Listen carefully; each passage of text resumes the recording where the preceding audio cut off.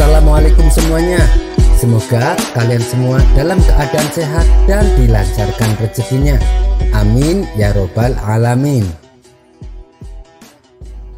Menjadi orang yang terkenal pintar dan cerdik di kampungnya, pastilah Abu Nawas mendapat banyak pujian dari masyarakat.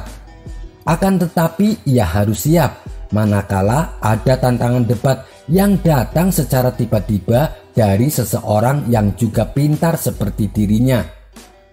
Suatu ketika ada 3 orang bijak yang sengaja pergi berkeliling ke negeri Baghdad dengan tujuan ingin mengajak debat para cendekiawan pintar. Setiap kampung yang mereka singgahi, mereka selalu menantang orang-orang pintar untuk diajaknya berdebat. Dan tak ada satu orang pun yang sanggup mengalahkan mereka bertiga. Kemudian sampailah mereka di kampung Abu Nawas tinggal. Mereka menghampiri orang-orang yang sedang berkumpul di lapangan. Lalu mereka berkata kepada para warga, "Adakah di kampung ini orang yang terkenal pintar?" Tanya mereka bertiga kepada warga. "Memangnya kalian ada perlu apa?" Tanya salah satu warga. "Kami ingin mengajak debat. Kami ingin menguji kecerdasannya. Apakah dia memang pintar atau bodoh?" Jawab ketiga orang bijak tersebut. "Di kampung kami ada, namanya Abu Nawas. Beliau bukan hanya pintar, tapi juga cerdik," ujar para warga. "Benarkah? Suruh dia kemari. Kami akan menantangnya debat di lapangan, biar kalian bisa menyaksikannya," kata orang bijak dengan sedikit nada mengejek. Maka salah satu warga segera bergegas menuju rumah Abu Nawas. Setibanya di rumah Abu Nawas, orang itu berkata, "Hei Abu Nawas, ada 3 orang bijak dari negeri seberang. Mereka ingin menantangmu berdebat, dan sekarang mereka sedang menunggumu di lapangan," kata orang itu kepada Abu Nawas. "Aku tidak mau meladeni hal-hal seperti itu. Tidak ada faedahnya sama sekali," balas Abu Nawas. "Tapi mereka bertiga tingkahnya sombong sekali, seolah tidak ada yang lebih pintar selain mereka," tukas orang itu. "Biarin saja, toh mereka tidak merugikan kita kan?" jawab Abu Nawas. "Iya sih benar, tapi bukankah kewajiban kita kepada sesama muslim adalah menyadarkan saudaranya yang berbuat salah? Dan ini adalah tanggung jawabmu Abu Nawas untuk menyadarkan mereka," ujar orang tersebut. "Loh, kenapa tiba-tiba kamu malah menyalahkan saya? Apa urusannya?" tanya Abu Nawas heran. "Sebab orang yang terkenal pandai dan cerdik di kota ini ya cuma kamu Abu Nawas. Saya yakin kamu bisa mengalahkan mereka. Dengan begitu mereka bisa menyadari akan kesombongannya," kata orang itu menjelaskan. Sejenak Abu Nawas terdiam merenungi ucapan orang tersebut. Benar juga apa yang diucapkannya, batin Abu Nawas. "Baiklah, mari kita ke sana," ajak Abu Nawas yang akhirnya mengiyakan permintaannya itu. Ketika sampai di lapangan, ternyata sudah banyak warga berkumpul yang sudah tak sabar ingin menyaksikannya. Kemudian Abu Nawas menghampiri ketiga orang itu. "Kamukah yang bernama Abu Nawas, yang katanya orang paling pintar di kampung ini?" tanya mereka dengan nada meremehkan. Mereka bertiga pun kemudian tertawa melihat penampilan Abu Nawas yang tidak meyakinkan.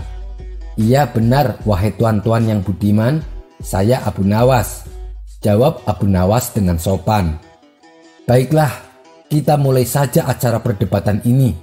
Kami tak ingin membuang-buang waktu kami untuk meladeni orang seperti kamu," ujar mereka bertiga diiringi gelak tawa mereka. "Silahkan wahai tuan yang budiman, karena kalian adalah tamu kami, maka sebagai rasa hormat kami, kalian yang memberi pertanyaan duluan," usul Abu Nawas. Ketiga orang itu sangat senang mendapat kesempatan bertanya duluan. Maka dengan congkaknya orang pertama bertanya kepada Abu Nawas, "Hei Abu Nawas tolol, di manakah letak pusat bumi ini?" Abu Nawas hanya tersenyum dibilang tolol. Ia pun lalu menjawab, "Ah, itu sih pertanyaan gampang. Pusat bumi berada tepat di bawah telapak kaki saya, jawab Abu Nawas. Bagaimana kau bisa membuktikan hal itu?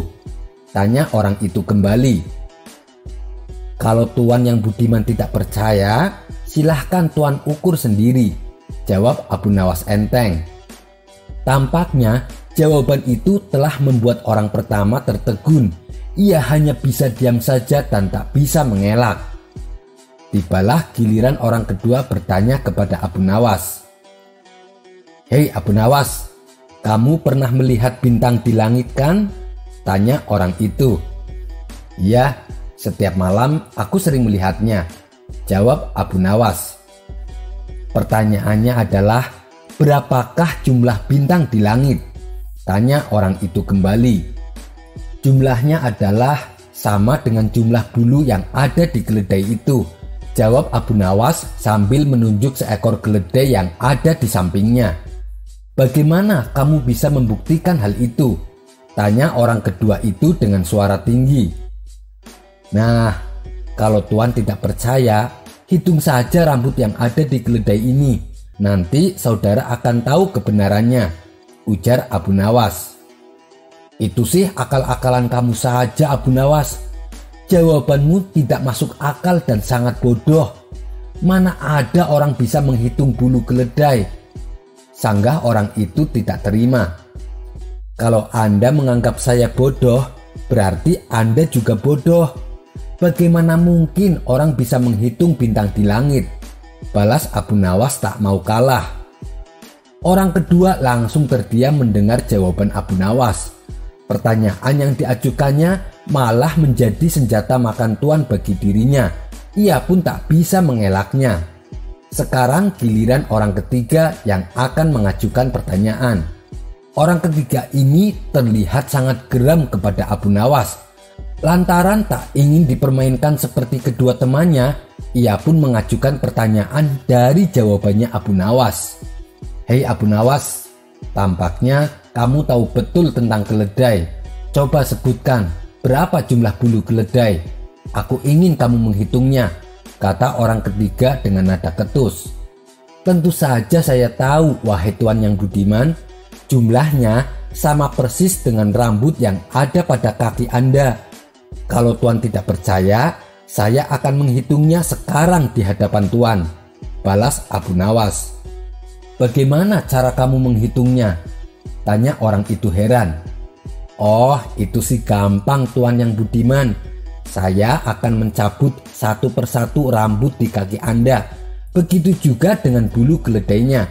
Lalu mari kita hitung sama-sama, ajak Abu Nawas kepada orang ketiga. Tentu saja orang itu menolak ajakan Abu Nawas.